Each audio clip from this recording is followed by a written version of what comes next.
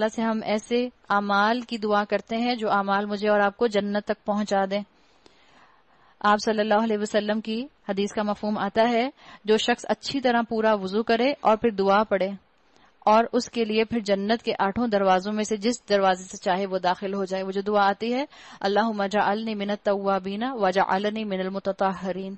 کوشش کیا کریں وضو سنت کے مطابق کریں, بسم اللہ پڑھ کر وضو شروع کریں, پراپر وضو کریں اور وضو کے بعد وضو کی دعا پڑھیں. آپ کو مسنون دعاؤں کی کتابوں میں مل جائے گی. رسول اللہ صلی اللہ علیہ وسلم سے جو وضو کا طریقہ ثابت ہے, وضو کے لیے اسکالرز اس کے کچھ فرائض بتاتے ہیں اور کچھ سنتیں بتاتے ہیں. ٹھیک ہے, میں آپ کو فرائض بھی بتا دیتی ہوں اور سنتیں بھی بتا دیتی ہوں. آرڈر یو نو آلریڈی کہ آرڈر وضو کا کیا ہے. فرائض کے اندر 6 باتیں یاد رکھیں. ایک اسکالر پہلی چیز جو بتاتے ہیں, اور یہ سب سنت سے ثابت ہیں, یہ وہ طریقے ہیں جو رسول اللہ صلی اللہ علیہ وسلم کو صحابہ نے کرتے ہوئے دیکھے اور پھر صحابہ نے آگے باقی مسلمانوں کو سکھائے. فرائض میں پہلی چیز ہے ایک مرتبہ پورا چہرہ دھونا, جس میں کلی کرنا اور ناک میں پانی ڈالنا شامل ہے. جب آپ پورا چہرہ دھونے کی بات کرتے ہیں تو چہرہ دھونے کے لیے میں صرف سپلیش نہیں کروں گی پانی اپنے منہ پہ, بلکہ مجھے جب پانی ڈالنا ہے تو ہاتھوں کو اپنی ہیئر لائن کے ساتھ لے کر جانا ہے تاکہ کنفرمیشن میں پانی میری ہیئر لائن کو ٹچ کر جائے. منہ صرف اتنا نہیں دھویا جاتا کہ آپ کی باقی چیکس بھی گیلی نہ ہو, منہ پورا دھویا جاتا ہے تاکہ آپ کے یہ پورے بالوں تک آپ کا ہاتھ جو ہے یہ چلا جائے. پھر کلی کرنا اور ناک میں پانی ڈالنا اسی چیز کے اندر شامل کیا جاتا ہے. دوسرا اس کا جو فرض ہے سنت کا وہ ہے ایک مرتبہ دونوں بازو کوہنیوں تک دھونا. جیسے چلو بنا کر آپ پانی لیتے ہیں, یوزلی بچے سنک کے نیچے یوں ہاتھ کر رہے ہوتے ہیں. اٹس ناٹ اے مسنون طریقہ. مسنون طریقہ آپ بھی سیکھیں اور بچوں کو بھی سکھائیں کہ ٹیپ کھول کے ہاتھ میں اپنے پانی بنائیے, کپ شیپ اپنا ہاتھ بنا لیں, اور جب آپ اپنا کپ شیپ ہاتھ بنائیں گے اس میں پانی ڈالیں گے تو پھر آپ کو اپنے ہاتھ کو جب لے کے جائیں گے تو یہاں تک جائے گا. ٹھیک, تو ایک مرتبہ دونوں بازوؤں کو کوہنیوں تک دھونا. تیسرا اس کا جو فرض آتا ہے وہ ہے سر کا مسح کرنا, جس میں کانوں کا مسح شامل ہے. چوتھی چیز ایک مرتبہ دونوں پاؤں اینکلز تک دھونا تاکہ کوئی جگہ خشک نہ رہ جائے. پانچویں چیز جس کا خیال رکھنا ہے, یہ جو آپ کو بتائیں ہیں چیزیں اس کو آرڈر میں کرنا. اور چھٹی چیز جس کو اسکالر کہتے ہیں, جیسے آرڈر اس کا کیا ہے وہی ہمارا آرڈر ہے جو ہم فالو کرتے ہیں. سب سے پہلے آپ کلی کرتی ہیں, ناک میں پانی ڈالتی ہیں, چہرہ دھوتی ہیں, دونوں بازو اپنے پہلے دایاں پھر بایاں کوہنیوں تک دھوتی ہیں, پھر آپ اپنے سر کا مسح کرتی ہیں, پھر کانوں کا مسح کرتی ہیں اور اس کے بعد اب اپنے پیر دھوتی ہیں. تو اس کو اسی آرڈر میں کرنا یہ وضو کے فرائض میں شامل ہے. اور یہ وضو کے فرائض میں کیوں شامل ہے؟ آرڈر کو فالو کرنا. فرق کیا پڑتا ہے میں پہلے پاؤں دھوں یا پہلے چہرہ دھوں؟ کوئی فرق پڑتا ہے؟ Simple is that. آپ کسی کو لاجک کیا بتائیں گے؟ آپ سے بچہ کہتا ہے آپ کا, تو اس میں فرق کیا پڑتا ہے؟ سنت ہے تو مطلب کیا ہو گیا, وضو تو پھر بھی ہو جائے گا نا. ایک سیدھی سی مثال کے طور پر میرا نمبر آتا ہے جس میں آخر میں نمبر آتا ہے 235. میں آپ کو نمبر دوں, آپ کہیں اچھا آخر میں 235 آتا ہے, ٹھیک ہے میں تو 325 کروں گی. فرق کیا پڑتا ہے؟ نمبر ہی تو ہے, نمبر تو وہی ہے نا. 235 میں نے بتایا, 325 آپ نے کیا. مجھ سے آپ کا رابطہ ہوگا؟ نہیں ہوگا نا. آپ لاکھ کوشش کر لیں, اگر آپ 235 کی جگہ 325 کریں گی آپ کا مجھ سے کنیکشن نہیں ہوگا.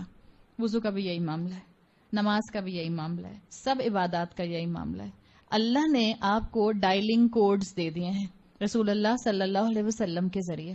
ان ڈائلنگ کوڈز کو فالو کریں گے تو اللہ سے کنیکشن ہوگا, ورنہ ہم لاکھ کوشش کرتے رہیں اور ہم اپنی طرف سے بہت نیک بنتے رہیں, ہمارا اللہ سے کنیکشن نہیں ہو پائے گا.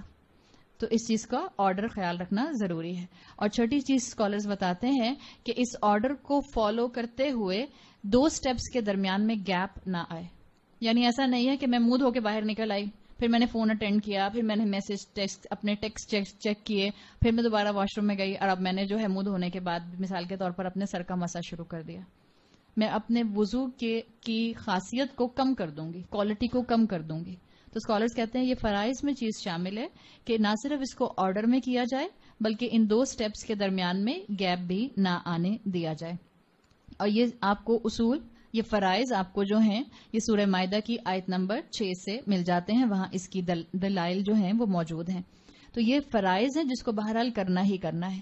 اسکالرز نے وضو کی سنتیں بھی بتائی ہیں.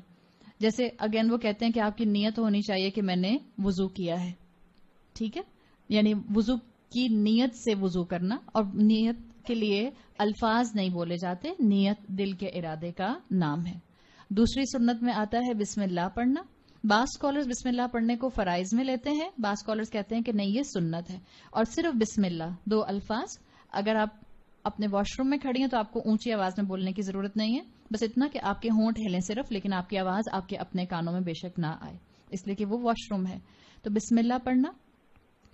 تیسری چیز ہے 3 مرتبہ ہاتھ دھونا۔ چوتھی چیز ہے 3 مرتبہ کلی کرنا، اور جب آپ کلی کریں تو اچھی طرح سے اپنے منہ کو رنس کریں۔ پھر اس کے بعد اپنے ناک میں پانی ڈالنا، اور ناک میں پانی ڈالنے کا ہلکا سا سنف کرنا ہوتا ہے، پانی کو اوپر چڑھانا ہوتا ہے ہلکا سا۔ اب اتنا مت چڑھائیے گا کہ آپ کے دماغ تک ہی چڑھ جائے اور پھر آپ کو شام تک مرچیں لگتی رہیں، اور پھر آپ کہیں گی کہ لیں عائشہ نے کہا تھا پانی سنف کرنا ہے، تو میرا تو سارا روزہ ہی خراب ہو گیا۔ ہلکا سا اتنا کہ آپ کو فیل ہو، اس لیے کہ آپ کے ناک کے اندر جو آپ کے نیزل ہیئر ہوتے ہیں اس کے اندر جا کے جو آپ کی سراؤنڈنگ میں ڈسٹ ہوتی ہے وہ سب ڈسٹ پارٹیکلز چپک جاتے ہیں۔ وضو آپ کو اور مجھے نہ صرف ہائیجین دیتا ہے بلکہ فزیکل ہیلتھ بھی دیتا ہے۔ وضو نہ صرف مجھے اور آپ کو اسپرچولی اسٹرانگ کر رہا ہوتا ہے، یا آپ کو اور مجھے فزیکلی بھی اسٹرانگ کر رہا ہوتا ہے۔ تو ناک میں پانی اتنا چڑھانا کہ آپ کو ہلکا سا اپنی ہڈی پر آتا ہوا محسوس ہو، ہلکا سا اس کو سنف کر لیں۔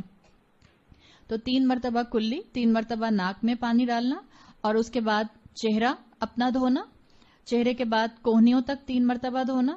اور جب آپ اپنے ہاتھوں کو کونیوں تک دھو رہی ہیں تو پلیز میک اٹ شیور کہ آپ کے ہاتھ میں کوئی ایسا پینٹ نہ لگا ہو، کوئی ایسا وائٹو نہ لگا ہو۔ یوزلی خواتین بچوں کے ہاتھوں میں، یہ جو ینگ بچے ہیں اسکول گوئنگ، ان کے ہاتھوں میں وائٹو لگے ہوئے ہوتے ہیں۔ وائٹو کی وجہ سے آپ کی اسکن پر ایک لیئر سی آ جاتی ہے جو آپ کے پانی کو آپ کی اسکن پر ٹچ نہیں ہونے دیتی۔